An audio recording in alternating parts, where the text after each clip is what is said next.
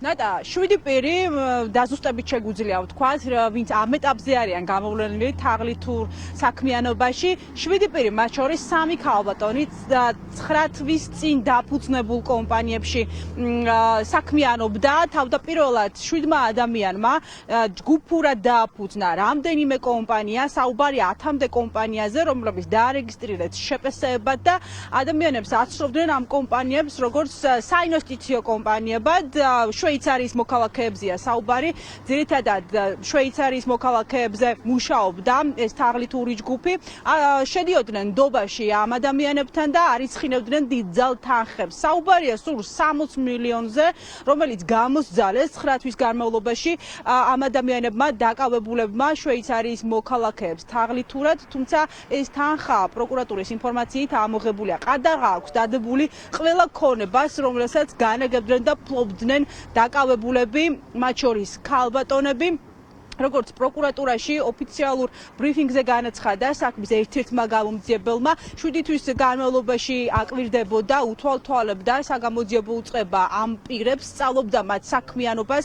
ვინაიდან საქმეში ამოღებულია უამრავი მტკიცებულება, მათ შორის ვიდეო სათვალთვალო კამერის ჩანაწერები, რომლითაც დგინდება იმ მთავარი პირების ვინაობა, რომლებიც განაგებდნენ ამ თაღლითურ ბიზნესს, საუბარია კოლ-ცენტრებზე, ასევე ამოღებულია ფარული მიყურადებით აუდიო ჩანაწერები, მოსასმენი აპარატურა იყო დამონტაჟებული ბუნებრივია ამ კომპანიებში და ამოღებულია უამრავი მეხსიერების ბარათი, კომპიუტერები, ასევე დოკუმენტაცია, რომელიც შეისწავლა უკვე პროკურატურამ. ამ ყველაფერს ახლა საგამოძიებო უწყება ზუსტად 3 საათზე წარადგენს საქალაქო სასამართლოში, ზუსტად 3 საათზე ჩაინიშნა პროცესი თაღლითურ საქმეზე, კოლ-ცენტრების საქმეზე და 7-ვე დაკავებულს, რომელიც საგამოძიებო უწყების თანამშრომლებმა გუშინ დააკავეს გენერალურ პროკურატურაში, მივლენ ისინი ბუნებრივია საქალაქო სასამართლოში და სავარაუდოდ თავად ისაუბრებენ ამ საქმეზე. ახლა ჩნდება კითხვა, ყველაზე მნიშვნელოვანია ისინი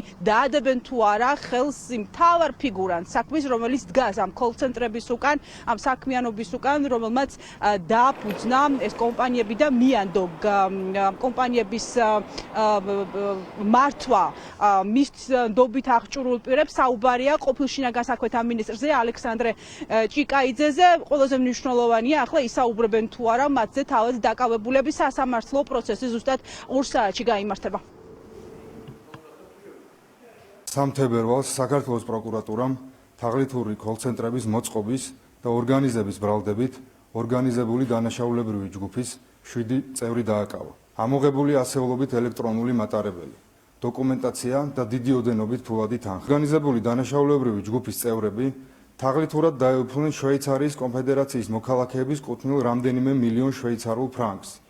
ხოლო შემდგომში თაღლითურად დაუფლებული თანხებისთვის კანონიერი სახის მისაცემად მოახდინეს ხსენებული თანხების მათივე კონტროლის ქვეშ არსებულ საბანკო ანგარიშებზე განთავსება და ჩართვა ეკონომიკურ ბრუნვაში, მათ შორის უძრავი ქონებების შეძენის გზით.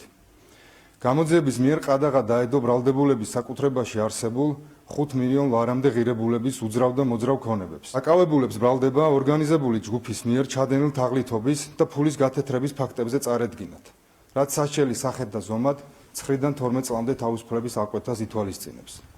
პროკურატურამ ბრალდებულების მიმართ აღკვეთის ღონისძიების სახით პატიმრობის შეფარდების მოთხოვნით სასამართლოს უკვე მიმართა.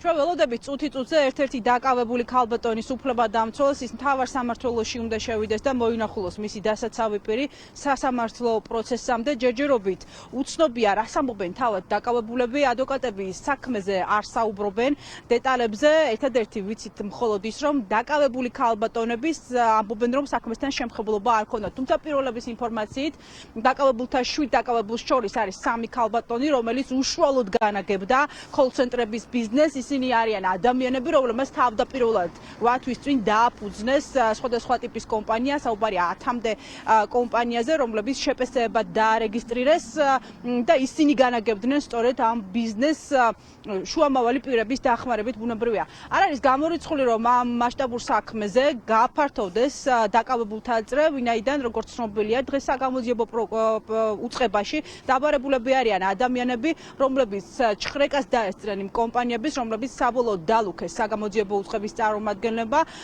და გამოძიებლებმა მათ უთხრეს, რომ დამატებითი შეკითხვებისთვის აუცილებლად დაიბარებდნენ საგამოძიებო უწყებაში მათ.